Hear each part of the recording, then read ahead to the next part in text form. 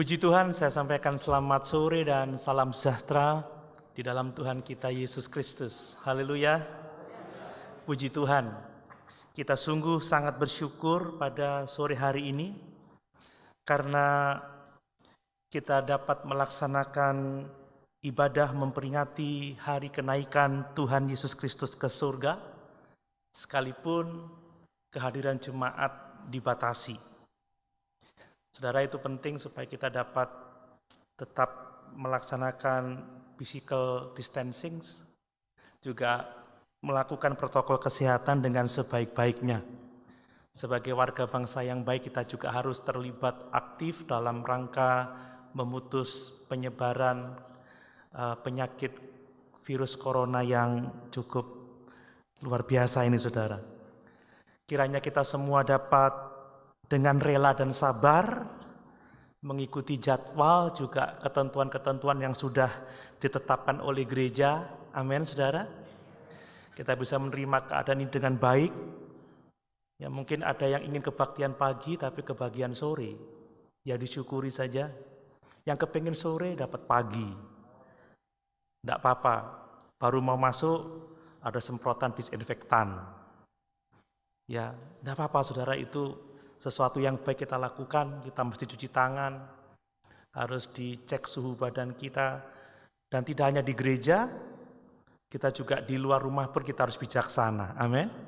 Ada banyak orang yang ceroboh, mengabaikan petunjuk pemerintah.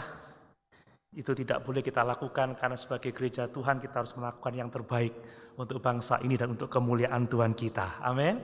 Mari, kesempatan yang indah ini, saya kembali mengajak kita melihat apa kata Alkitab mengenai makna dari kebangkitan Tuhan dan Juru Selamat kita, Yesus Kristus, ke surga. Dan mari kita membaca teks tentang kenaikan di dalam Markus pasal 16, ayat 19 sampai ayat yang ke-20. Markus pasal 16, ayat 19 sampai 20. Demikian firman Tuhan. Sesudah Tuhan Yesus berbicara demikian kepada mereka, terangkatlah ia ke surga, lalu duduk di sebelah kanan Allah.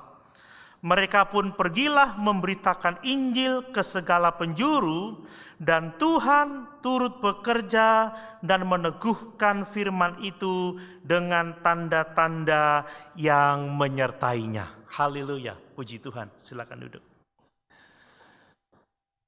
Bapak Ibu Saudara sekalian, mungkin ada saja orang yang berpikir bahwa peristiwa kenaikan Yesus Kristus ke surga itu tidak terlalu penting dibandingkan dengan peristiwa kelahirannya, kematiannya, dan atau juga kebangkitannya.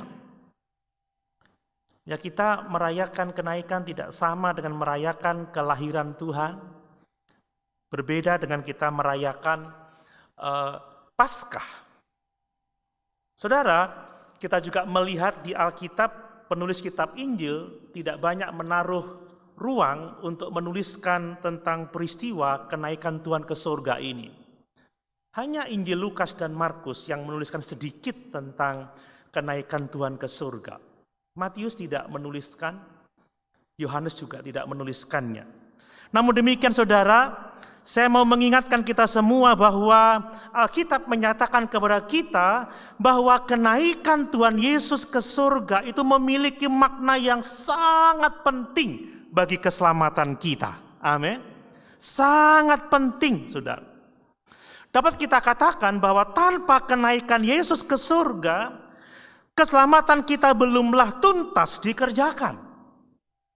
Itu sebabnya mari kita dengan sungguh-sungguh mendengarkan apa yang Alkitab katakan tentang kenaikan Tuhan ke surga, supaya kita juga dapat menghargai kenaikan Tuhan dengan cara yang tepat seperti yang Tuhan kehendaki dan apa yang telah Dia kerjakan melalui kenaikannya di surga. Saudara, apa sih yang Yesus kerjakan dalam kenaikannya ke surga itu yang sangat penting bagi keselamatan kita? Saudara, ada beberapa hal yang ingin saya mengingatkan kepada kita semua, yang pertama saudara, bahwa Tuhan Yesus itu naik ke surga. Dia naik sebagai seorang imam besar untuk masuk ke tempat Maha Kudus, membawa darahnya sendiri sebagai pendamaian bagi kita orang berdosa. Amin.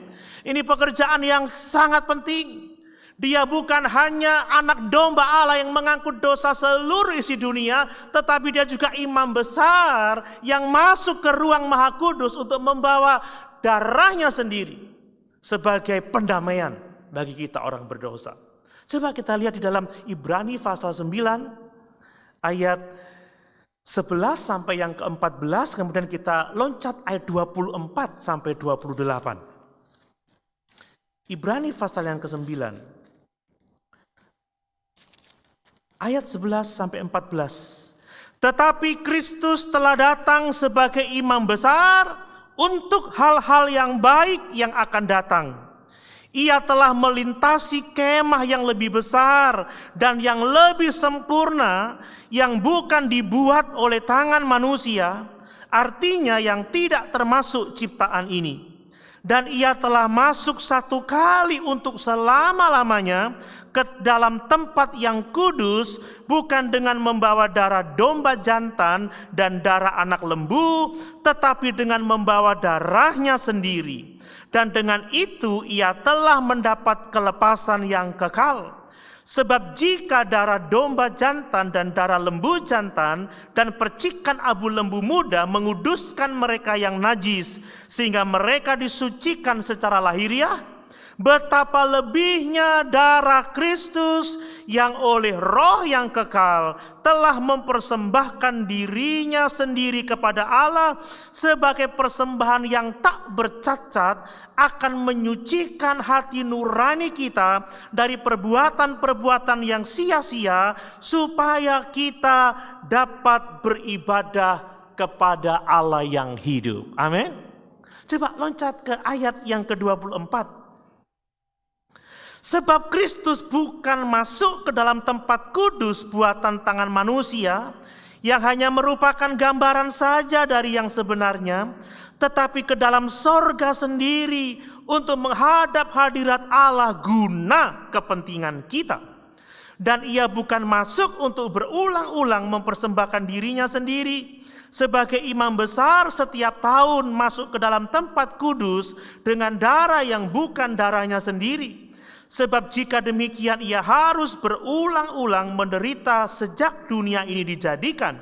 Tetapi sekarang ia hanya satu kali saja menyatakan dirinya pada zaman akhir untuk menghapuskan dosa oleh korbannya. Dan sama seperti manusia ditetapkan untuk mati hanya satu kali saja dan sesudah itu dihakimi, demikian pula Kristus hanya satu kali saja mengorbankan dirinya untuk menanggung dosa banyak orang. Sesudah itu ia akan menyatakan dirinya sekali lagi tanpa menanggung dosa untuk menganugerahkan keselamatan kepada mereka yang menantikan Dia. Amin. Dia naik sebagai imam besar agung. Dia masuk ke tempat kudus, ke sorga, untuk membawa darahnya sendiri, darah yang sangat mahal, darah anak domba Allah yang tidak bercacat, yang tidak bercela, sebagai pendamaian bagi kita orang-orang berdosa. Saudara, ini karya yang sangat luar biasa. Setelah dia mati di atas kayu salib dan dibangkitkan oleh kuasa Allah itu, dia harus naik ke surga untuk membawa darahnya sendiri sebagai korban pendamaian atas dosa-dosa kita. Saudara, coba lihat beberapa hal. Yesus Kristus dia naik menghadap hadirat Allah guna kepentingan kita. Amin. Wow. Saya ulang lagi ayat yang ke-24. Saya senang membaca ayat ini.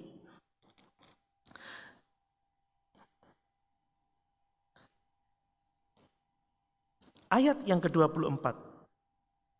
Sebab Kristus bukan masuk ke dalam tempat kudus buatan tangan manusia yang hanya merupakan gambaran saja dari yang sebenarnya, tetapi ke dalam sorga sendiri untuk menghadap hadirat Allah guna kepentingan kita. Amin.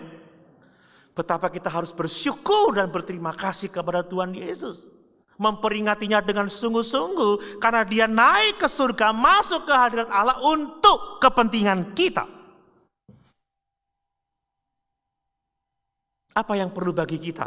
Yang harus dikerjakan oleh Tuhan ialah menyelesaikan karya pendamaian yang telah dikerjakannya di kayu salib itu, saudara. Betapa besar kasihnya kepada kita. Amin. Dia naik ke surga guna kepentingan kita. Betapa kita harus bersyukur dan mengasihi Tuhan dengan sungguh-sungguh. Saudara, Tuhan Yesus itu naik ke surga sebagai imam besar. Dia membawa darahnya sendiri sebagai persembahan yang tak bernoda, yang tak bercacat. Dikatakan apa? Untuk menyucikan hati nurani kita dari perbuatan yang sia-sia, agar kita dapat beribadah kepada Allah. Jadi itu juga untuk kepentingan kita, menyucikan kita dari hati nurani. Menyucikan hati nurani kita dari perbuatan yang sia-sia agar kita dapat melayani Tuhan. Itu kata terjemahan versi bahasa Indonesia sehari-hari. Ia membawa bekas luka di tubuhnya, di tubuh kemuliaannya, masuk dalam kerajaan sorga. Saudara, bukankah di sorga dikatakan dia sebagai anak domba Allah yang telah tersembelih bagi kita? Coba kita ingat ketika perjumpaannya dengan Thomas, dia berkata, Thomas, mari, cucukkan jarimu ke bekas luka-luka paku di tanganku dan di lambungku, di kakiku. Setelah di tubuh kebangkitannya, di tubuh kemuliaannya, dia membawa bekas luka dan dia membawa itu masuk ke hadirat Allah. Menyelesaikan karya pendamaiannya di atas kayu salib. Coba lihat dalam Wahyu pasal 5 ayat yang ke-6. Dia sebagai anak domba yang tersembelih, saudara. Wahyu pasal 5 ayat yang ke-6. Maka aku melihat di tengah-tengah tahta dan keempat makhluk itu, dan di tengah-tengah tua-tua itu berdiri seekor anak domba seperti telah disembelih, bertanduk 7 dan bermata 7. Itulah ketujuh roh Allah yang diutus ke seluruh bumi. Dia membawa bekas luka di tubuh kemuliaannya masuk ke hadirat Allah untuk kepentingan kita, menyucikan hati nurani kita dari perbuatan yang sia-sia, supaya kita dapat beribadah kepada Allah, supaya kita dapat melayani Allah. Amin. Ini tujuan Allah, saudara. Berbicara soal beribadah kepada Allah itu adalah berkat yang sangat besar bagi kita. Amin. Saudara, beribadah itu berkat yang sangat besar bagi kita. Kita bisa melayani Tuhan, itu adalah berkat yang besar bagi kita. Kenapa? Kalau kita beribadah kepada Allah, kalau kita bisa melayani Tuhan, itu berarti kita mempunyai hubungan dengan Dia. Kita punya persekutuan dengan Dia. Kita memiliki relasi dengan Dia. Bayangkan kalau kita tidak dapat beribadah kepada Allah, tidak dapat melayani Dia, kita hidup dalam dosa. Kita tetap hidup tanpa pengharapan. Coba kita baca di dalam Efesus pasal 2 ayat yang ke-12. Tanpa Allah, tanpa pengharapan. Efesus 2 ayat 12. Supaya kita dikuatkan dengan kebenaran ini. Efesus pasal 2 ayat 12. Demikian firman Tuhan. Bahwa waktu itu kamu tanpa Kristus tidak termasuk kewargaan Israel dan tidak mendapat bagian dalam ketentuan-ketentuan yang dijanjikan, tanpa pengharapan dan tanpa Allah di dunia ini. Amin, saudara. Saudara senang beribadah sore hari ini? Senang kita melayani Tuhan? Itu berkat yang besar bagi kita. Kita punya persekutuan dengan Allah. Tidak semua orang dapat beribadah dan dapat melayani Tuhan. Dalam persekutuan dengan Tuhan kita memiliki pengharapan akan keselamatan, pengharapan akan kehidupan yang kekal. Makanya saudara, sekalipun masa-masa ini sukar, kalau ada panggilan ibadah, semangatlah. Amin. Kalau ada kesempatan melayani Tuhan, lakukan dengan sebaik-baiknya. Apalagi saudara, dunia yang menderita adalah kesempatan bagi kita untuk membagikan kasih Kristus kepada mereka. Kita punya kesempatan selebar-lebarnya saat-saat ini untuk menyatakan kasih sayang Tuhan kepada dunia. Supaya nama Tuhan kita dipermuliakan. Supaya menjadi kesaksian bahwa kita memiliki kehidupan saleh. Supaya kita juga dapat mengumpulkan harta di surga. Harta yang kekal untuk selama-lamanya. Di mana ngengat dan karat tidak merusakkannya. Jangan terus kita merespon wabah ini, krisis yang ditimbulkannya secara panik, ketakutan berlebihan, kita bersembunyi. Tidak ada semangat lagi untuk beribadah, untuk melayani Tuhan, kita sibuk menyelamatkan diri sendiri. Ingat, barang siapa yang menyelamatkan nyawanya, dia akan kehilangan nyawanya. Tapi barang siapa yang menyerahkan nyawanya bagi Kristus, dia telah menyelamatkan nyawanya. Amin, saudara. Ya tentunya dengan bijaksana. Tetapi jangan berpikir, wah enak, gak ada gereja, gak ada kebaktian, gak ada pelayanan. Tidak, saudara. Ibadah itu berkat yang terbesar bagi kita. Bisa melayani itu berkat yang sangat indah bagi kita. Coba baca Mazmur pasal 100, sedikit ayat di situ. Mazmur pasal 100. Saya senang membaca ayat ini. Mazmur pasal 100, demikian firman Tuhan.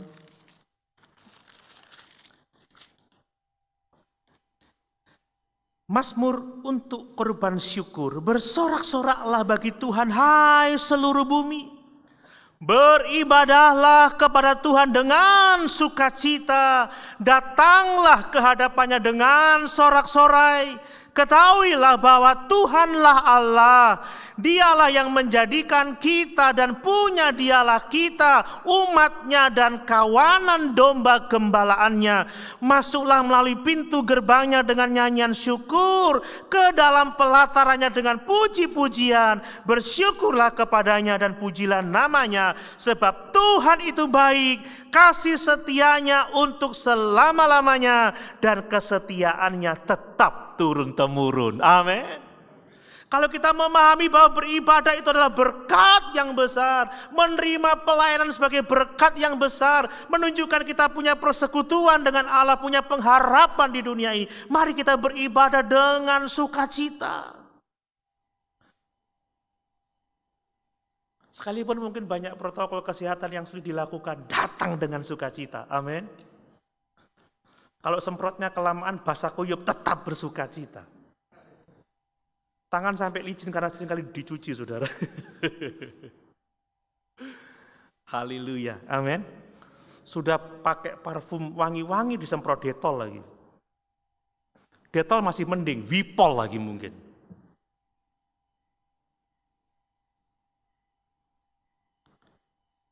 Sayang saya nggak bisa melihat mulut bibir saudara, di senyumnya nggak kelihatan.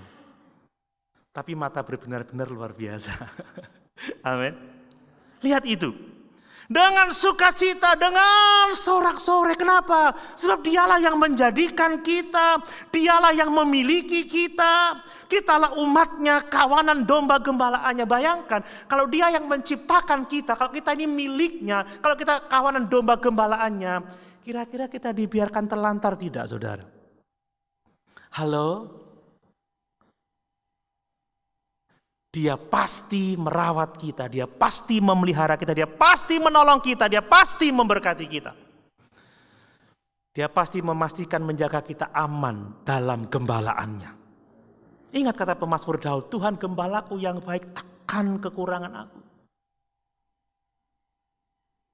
Dia membaringkan aku ke padang yang berumput hijau, membawa aku ke air yang tenang, dia menyegarkan jiwaku. Ada banyak kekhawatiran, tetapi orang yang beribadah kepada Allah, yang ada di dalam gembalaan Allah akan mengalami kesegaran dalam jiwanya. Ada sukacita, ada damai sejahtera yang tidak terkatakan.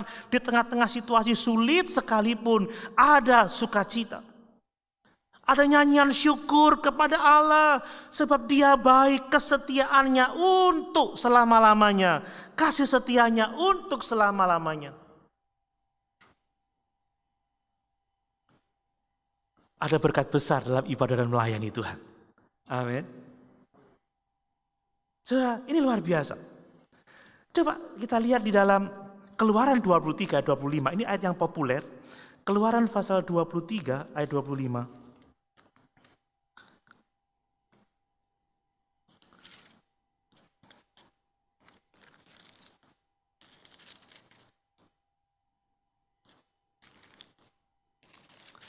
Demikian firman Tuhan.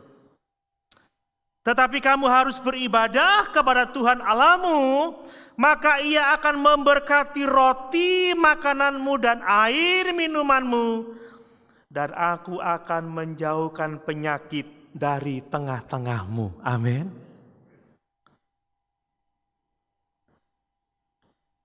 Tuhan sanggup menjauhkan COVID-19 dari tengah-tengah kita.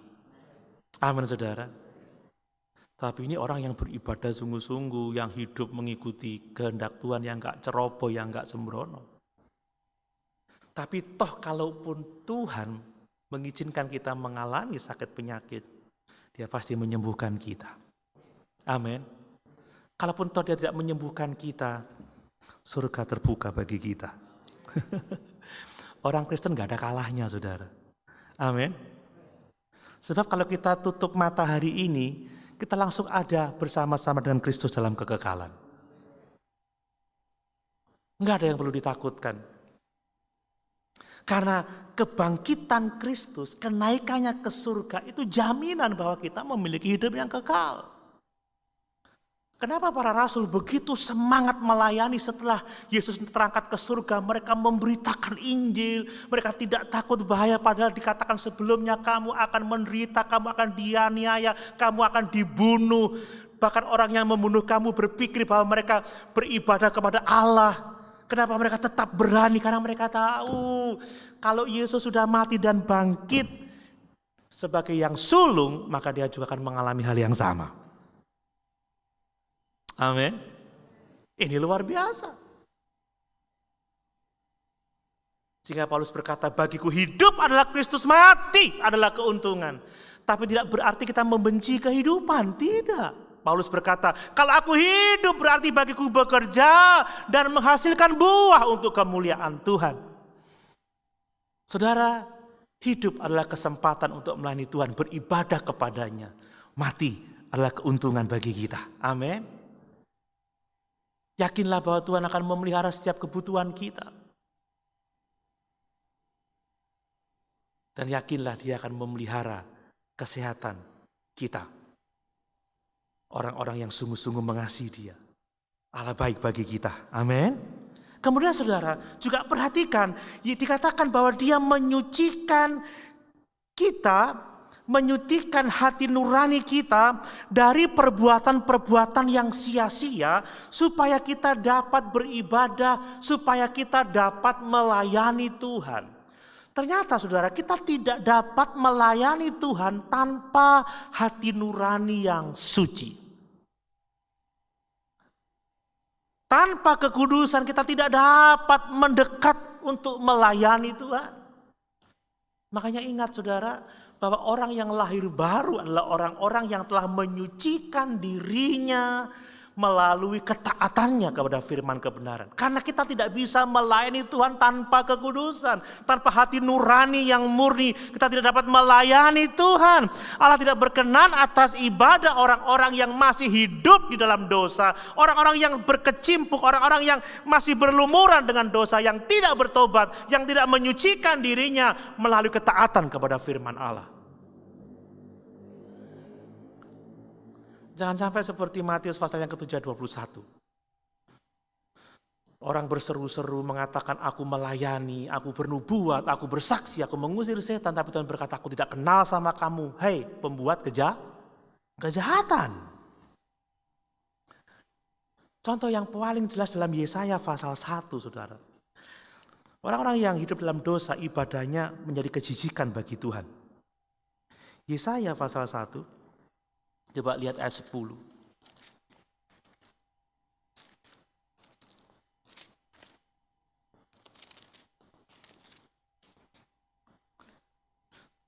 Dengarlah firman Tuhan, hai pemimpin-pemimpin manusia Sodom. Perhatikanlah pengajaran Allah kita, hai rakyat manusia Gomora. Untuk apa itu korbanmu yang banyak-banyak, firman Tuhan? Aku sudah jemu akan korban-korban bakaran berupa domba-domba jantan dan akan lemak dari anak lembu gemukan, darah lembu jantan dan domba-domba dan kambing jantan tidak kusukai. Apabila kamu datang untuk menghadap di hadiratku, siapakah yang menuntut itu daripadamu, bahwa kamu menginjak-injak pelataran bait suciku? Jangan lagi membawa persembahanmu yang tidak sungguh, sebab buahnya adalah kejijikan, baunya adalah kejijikan bagiku.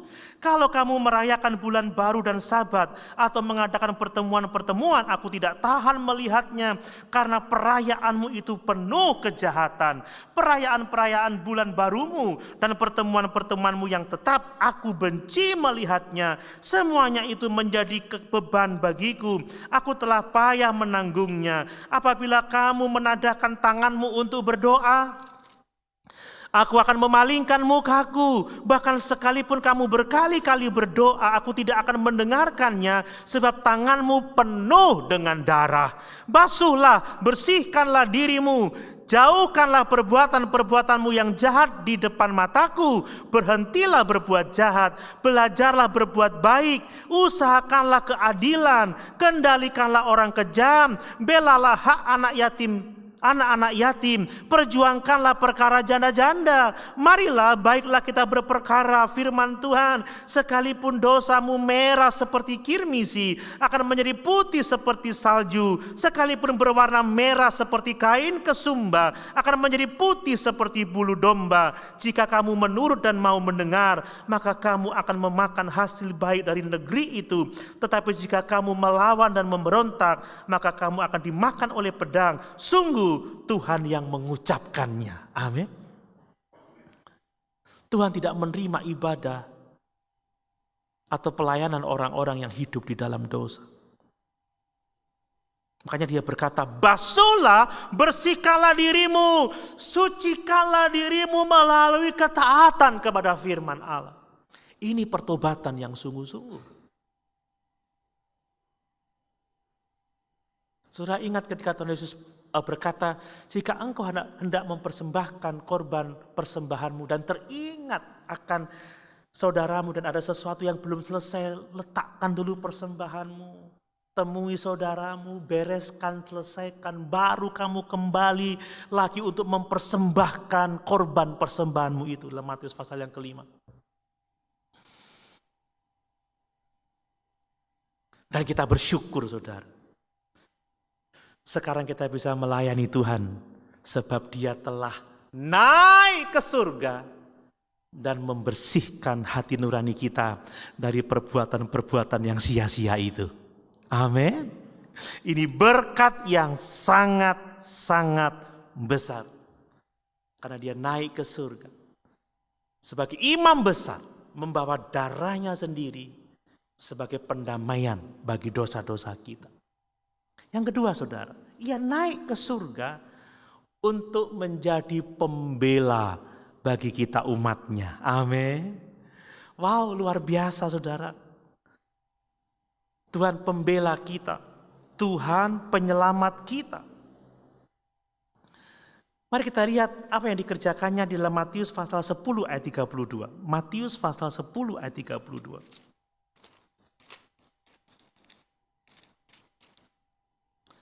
Demikian firman Tuhan. Setiap orang yang mengakui aku di depan manusia, aku juga akan mengakuinya di depan Bapakku yang di sorga. Amin. Dia duduk di sebelah kanan Allah Bapa, menjadi pembela kita. Saudara, kita tahu iblis itu penuduh. Bukankah sering kali hati nurani kita ini diganggu dengan berbagai macam pikiran. Aduh, apa aku layak ya melayani Tuhan? Aku dulu begini, aku dulu begitu. Aku sangat jahat, aku tidak baik. Apa aku layak ya, saudara? Kalau kita sungguh-sungguh percaya Yesus, sekalipun dosamu merah seperti kermisi, menjadi putih seperti bulu domba. Amin. Putih seperti salju. Dan ketika setan menuduh kita di hadapan Allah Bapa, dulu dia jahat, dulu dia tidak layak, dia tidak beres hidupnya. Maka anak domba Allah itu akan berkata, dia percaya kepadaku, aku telah menyerahkan diriku, darahku menjadi pendamaian bagi dosa-dosanya. Amin, saudara. Kita dibela.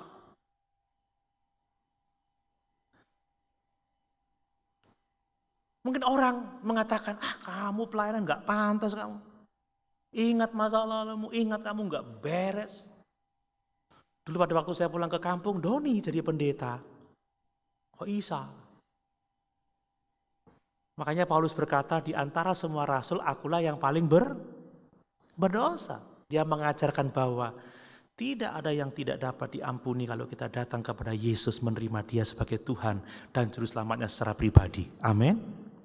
Dia akan membela kita, saudara. Jangan lagi mau dituduh dengan hati nurani yang disesatkan oleh berbagai macam pengajaran yang salah.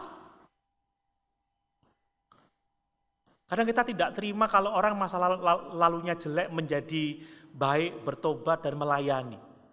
Memang ada waktu dibutuhkan untuk itu, tetapi kita harus mendukung orang-orang yang sungguh-sungguh bertobat untuk menjadi pelayan-pelayan Tuhan yang memuliakan Dia. Amin, saudara.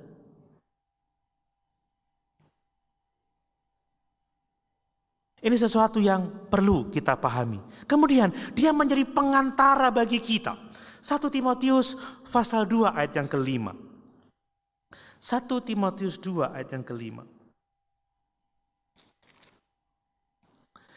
Karena Allah itu Esa dan Esa pula dia yang menjadi pengantara antara Allah dan manusia, yaitu manusia Kristus Yesus. Amin. Yohanes 14 ayat yang ke-6, akulah jalan, kebenaran, dan kehidupan. Tidak ada seorang pun yang dapat sampai kepada Bapa kalau tidak melalui aku. Dia pengantara kita kepada Bapa. Dia yang akan membawa kita kepada Bapa melalui kematiannya di salib, melalui kebangkitannya, melalui kenaikannya ke surga sebagai imam besar yang membawa darahnya sendiri sebagai korban penebusan, korban pendamaian bagi kita. Dia menjadi pengantara kita kepada Bapa. Saudara, tidak ada pengantara lain selain Tuhan kita Yesus Kristus. Amin. Cukup Tuhan saja. Makanya saya kurang suka kalau siang berdoa enggak pendeta, rasanya doaku enggak dijawab. Tidak, saudara, doa orang benar besar kuasanya. Ya, kita senang kalau pendeta kita mendoakan kita, tetapi jangan berpikir doamu tidak dijawab oleh Tuhan. Butuh pengantara, sehingga kita mengkultuskan orang. Ya.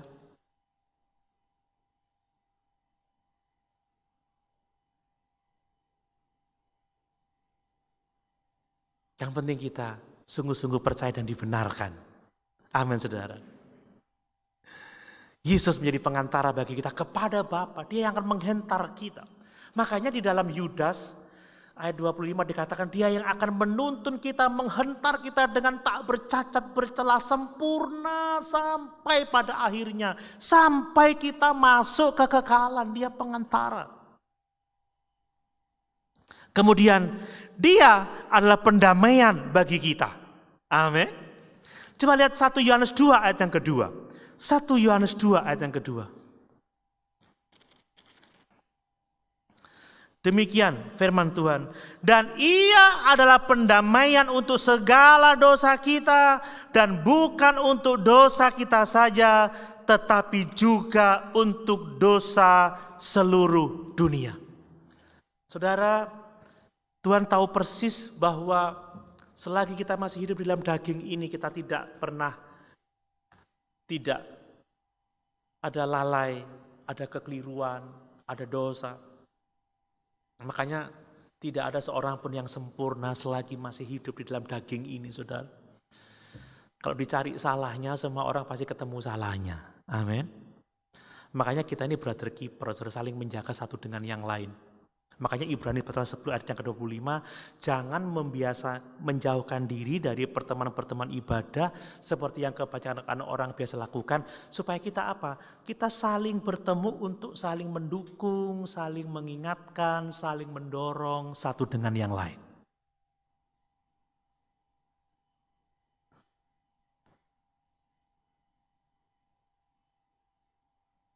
Dan kalau kita bersalah, Tuhan adalah pendamaian bagi kita. 1 Yohanes 1 ayat yang ke-9. Ini luar biasa kasih Tuhan atas kita. Jika kita mengaku dosa kita, maka Ia adalah setia dan adil, sehingga Ia akan mengampuni segala dosa kita dan menyucikan kita dari segala kejahatan. Amin.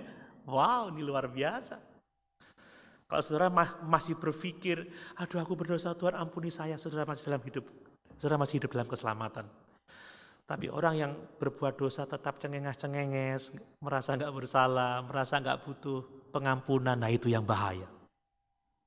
Dan bersyukur saudara, Yesus menjadi pendamaian bagi kita. Amin. Kemudian saudara, yang terakhir saudara, Yesus naik ke surga, tetapi dia tidak meninggalkan kita sendirian. Amin. Dia memberikan seorang penolong yang lain, dia memberikan penghibur, ialah roh kebenaran, Roh Kudus yang akan menyertai kita untuk selama-lamanya. Dalam Yohanes pasal 16 ayat yang ke-7, mari kita baca ayat itu. Yohanes 16 ayat yang ke-7.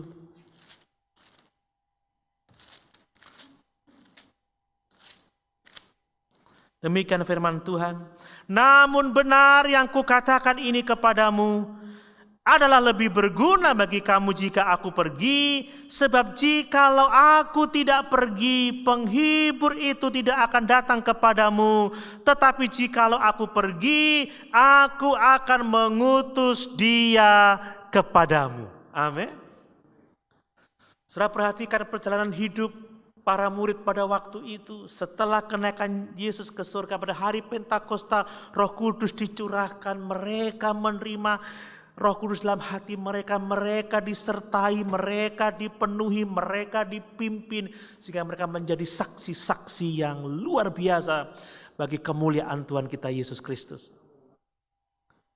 Para rasul menjungkir balikkan dunia pada waktu itu, menggoncangkan dunia, membawa banyak orang kepada Tuhan untuk diselamatkan. Saudara, pelayanan mereka sangat berat kalau membaca, saudara.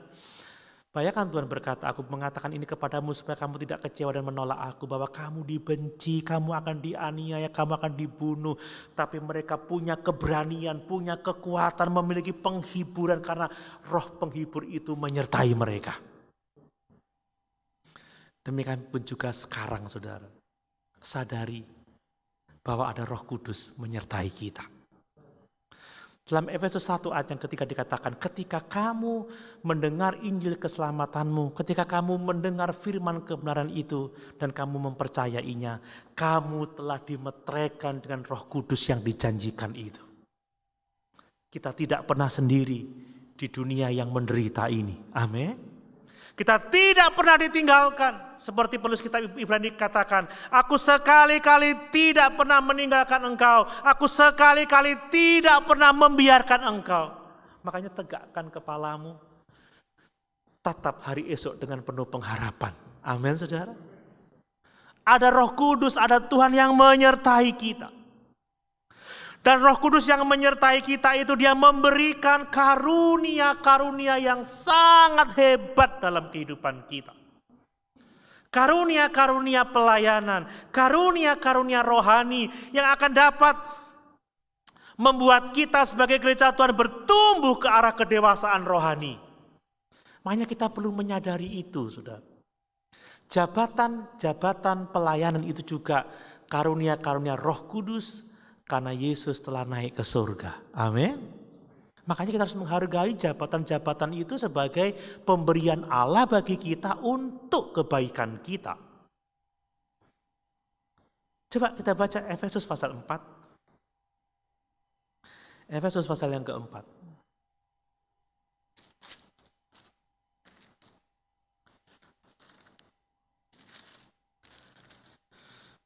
Kita baca ayat yang ke-8. Itulah sebabnya kata Nas, tatkala ia naik ke tempat tinggi, ia membawa tawanan-tawanan, ia memberikan pemberian-pemberian kepada manusia. Amin. Ayat 11 saudara. Dan ialah yang memberikan baik rasul-rasul maupun nabi-nabi, baik pemberita-pemberita Injil maupun gembala-gembala dan pengajar-pengajar, untuk memperlengkapi orang-orang kudus bagi pekerjaan pelayanan, bagi pembangunan tubuh Kristus. Haleluya. Tuhan memberikan rohnya, yang memberikan karunia-karunia rohani, karunia-karunia pelayanan, dan jabatan-jabatan rasul, jabatan pemberita Injil, gembala-gembala, pengajar, nabi, itu datangnya dari Tuhan. Itu diberikan untuk kebaikan kita, supaya kita mencapai kesatuan iman dan pengetahuan yang benar tentang anak Allah, kedewasaan penuh dan tingkat pertumbuhan yang sesuai dengan kepenuhan Kristus. Kemudian setiap kita punya karunia-karunia pelayanan juga. Amin. Coba Roma pasal 12. Roma pasal 12. Ya, ayat yang ke-5. Mulai.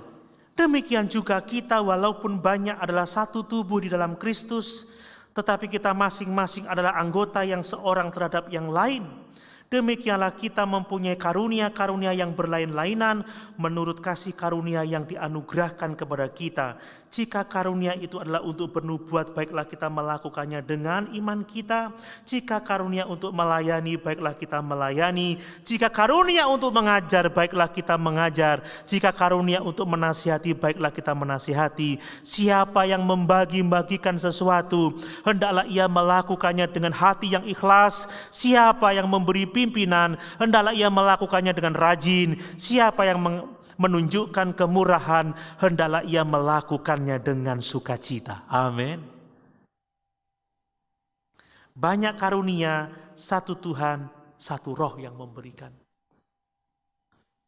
Dalam 1 Korintus pasal yang ke-12, semakin kita melihat ada begitu banyak karunia-karunia yang lainnya. Sehingga sebagai umat Tuhan yang hidup di zaman ini, tidak ada alasan bagi kita untuk tidak melayani Tuhan. Amin. Saudara, setiap kita ada karunia, setidaknya satu, saudara. Makanya coba explore apa karunia yang Tuhan percayakan kepada saudara masing-masing. Ada kesempatan melayani, jangan pernah tolak. Itu yang Ibu Gembala tadi katakan di pagi hari. Jangan menolak melayani Tuhan. Saudara akan dapat mengetahui di mana tempat saudara, di mana karunia. Kalau saudara tidak pernah mencoba melakukan sesuatu, saudara tidak akan pernah tahu karunia apa yang ada pada saudara.